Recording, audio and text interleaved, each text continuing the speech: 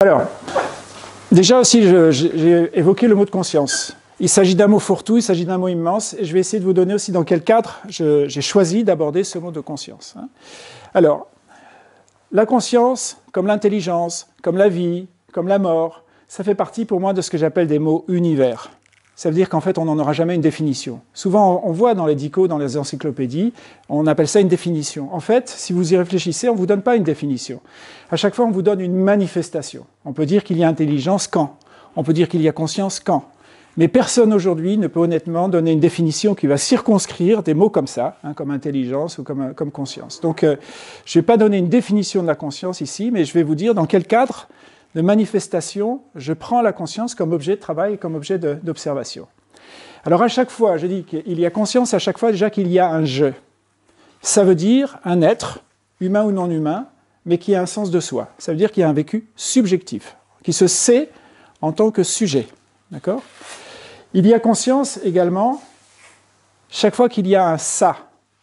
Un « ça », ça veut dire une réalité, un « it » en anglais, qui existe et avec un sujet en relation avec cette réalité, qui apprend de cette réalité, qui grandit dans cette réalité, et qui apprend aussi à la transformer et à interagir avec elle. Donc il va développer un dialogue aussi avec cette réalité. Un dialogue physique par le corps, un dialogue empirique, un dialogue intellectuel, peu importe, mais un dialogue entre le « je » et le « ça ». Le « I » en anglais et le « it ». Et puis, il y a bien sûr aussi toujours un « tu », ça veut dire des autres. Il n'y a pas que moi. Et d'ailleurs, je me mets à exister, les premières années de mon existence, j'existe par le regard des autres. Et je continue à exister par l'interaction, par l'interagir et l'intersubjectivité.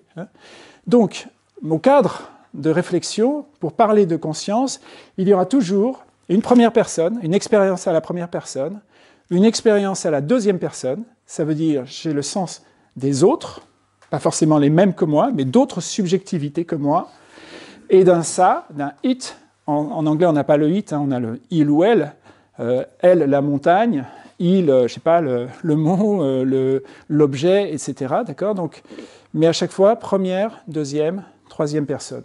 Le je, le tu et le ça, qui définissent voilà, ce triangle absolument essentiel, qui pour moi donc relève de l'objet d'étude de la conscience.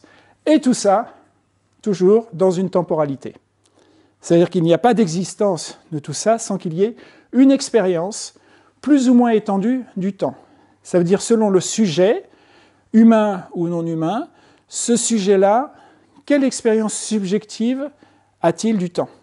Très courte, ça veut dire résoudre les besoins alimentaires, de reproduction immédiats, peut-être une cellule, peut-être une bactérie, ou très longue, comme nous les humains, où nous avons des capacités de vision du temps dans le futur et dans le passé absolument extraordinaires. Nous pouvons parler d'histoire d'il y a très longtemps, de voir des futurs dans très longtemps, de parler même je sais pas, de choses comme des constantes de Planck ou d'équations E égale mc carré, qui alors là se situent même dans des temporalités absolument énormes.